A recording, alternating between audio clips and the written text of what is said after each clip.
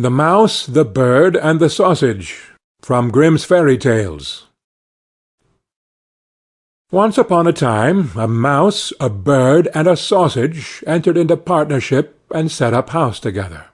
For a long time all went well. They lived in great comfort, and prospered so far as to be able to add considerably to their stores. The bird's duty was to fly daily into the wood and bring in fuel. The mouse fetched the water, and the sausage saw to the cooking. When people are too well off, they always begin to long for something new. And so it came to pass that the bird, while out one day, met a fellow bird, to whom he boastfully expatiated on the excellence of his household arrangements.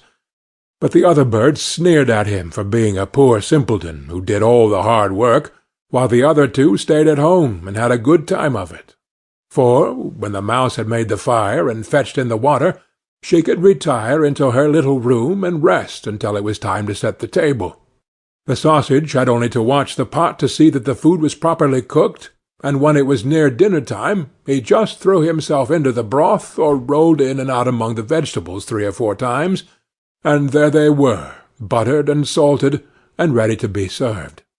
Then, when the bird came home and had laid aside his burden, they sat down to table, and when they had finished their meal they could sleep their fill till the following morning, and that was really a very delightful life.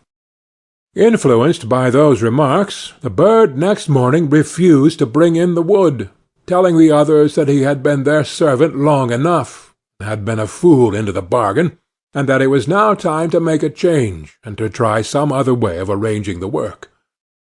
Beg and pray as the mouse and the sausage might, it was of no use. The bird remained master of the situation, and the venture had to be made. They therefore drew lots, and it fell to the sausage to bring in the wood, to the mouse to cook, and to the bird to fetch the water. And now what happened? The sausage started in search of wood, the bird made the fire, and the mouse put on the pot. And then these two waited till the sausage returned with the fuel for the following day.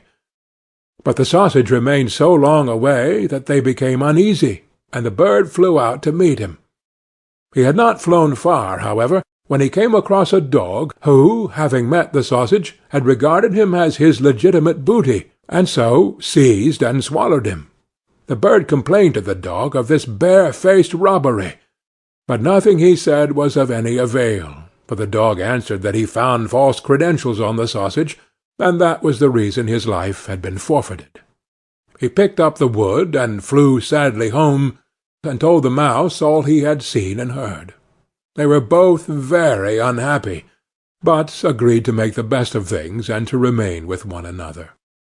So now the bird set the table, and the mouse looked after the food, and wishing to prepare it in the same way as the sausage, by rolling in and out among the vegetables to salt and butter them, she jumped into the pot.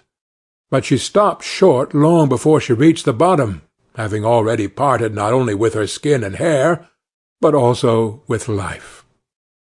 Presently the bird came in, and wanted to serve up the dinner, but he could nowhere see the cook.